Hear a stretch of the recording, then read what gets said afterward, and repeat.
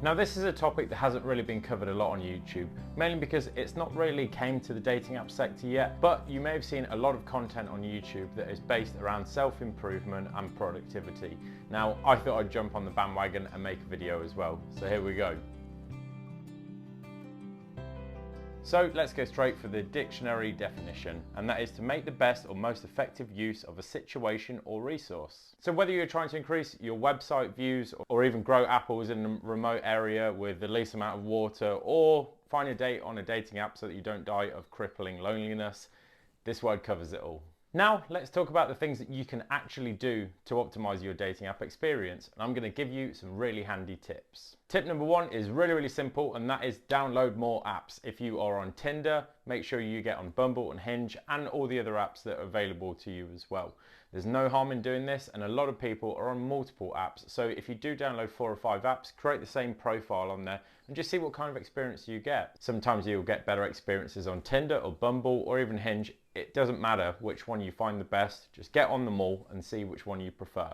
By default, reaching more people, you're going to find your likelihood of getting a date is going to go up because you're reaching more people. Just a quick one, guys. I wanted to tell you about an online dating app course that I've created, which I've given a link to in the description, where basically I'm going to tell you how to improve your dating app photos, how to write the perfect bio, how to keep a conversation alive, turn those matches into dates, video call matches, and also some best dating app and general dating practices. Some people think that you should only have one dating app, and I could not disagree more. Download as many as you can and put as many profiles up as you can.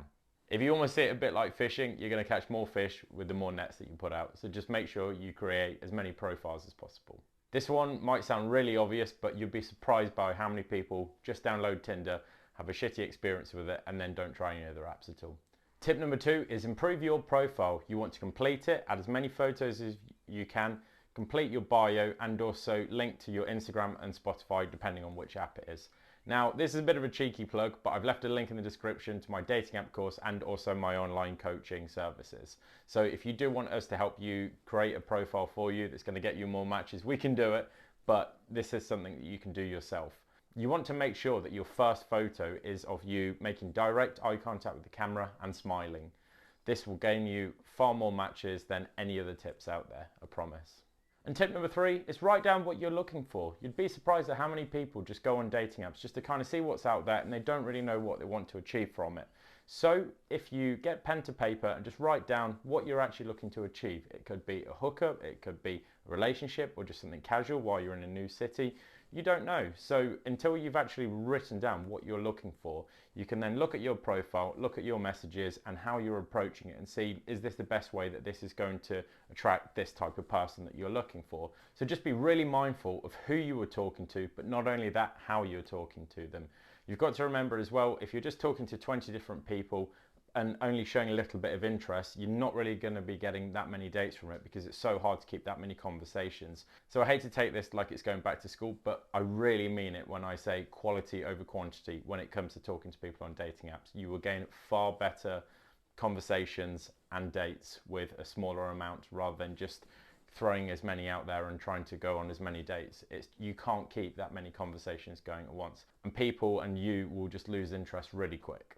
You find a lot of the time as well that if you're open and honest with somebody exactly what you're looking for, you have a far greater response, because some people think that dating apps are just for, dating to get into a relationship. Some people just want something casual on there. It really does depend on the person. So if you are completely honest and open with somebody what you're looking for, 9 times out of 10, they'll be cool with that. And then if you do meet somebody and you find that there's a bit of a spark there, or you warm to each other, you can kind of see where things go from there. But just remember to be really honest with what you're looking for.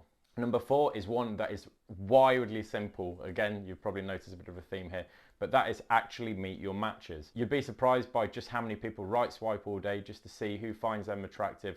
And I think it's a bit of a confidence boosting thing as well. Before you right swipe, think, would I be happy sitting opposite this person in a bar or in a cafe? If the answer is yes, then you want to right swipe.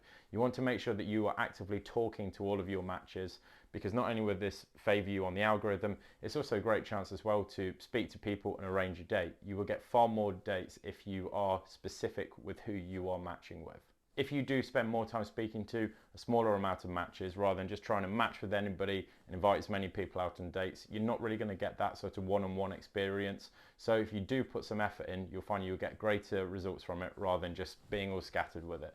So try and concentrate your effort to maybe a few people, and it's okay. Everybody is speaking to more than one person on dating apps. It's just the nature of it. You could be speaking to somebody who's speaking to 5 or 10 other people, and you could be as well. But ultimately, if you're the person that they find the most interesting, they warm to the most because you put the effort in, you'll be the person that's most likely to get the date. Like I say, this is a topic that I've seen on YouTube that I thought I'd jump on the bandwagon. I've seen so many videos around self-improvement and productivity in your lifestyle, and I think this is something that could actually be applied to the world of dating apps and dating in general.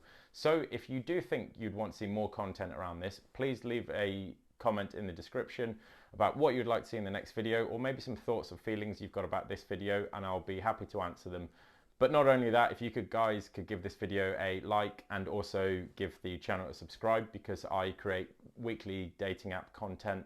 And also, if you need your profile enhancing, or you even need some dating app coaching, or even to view our latest online course, please click the link in the description.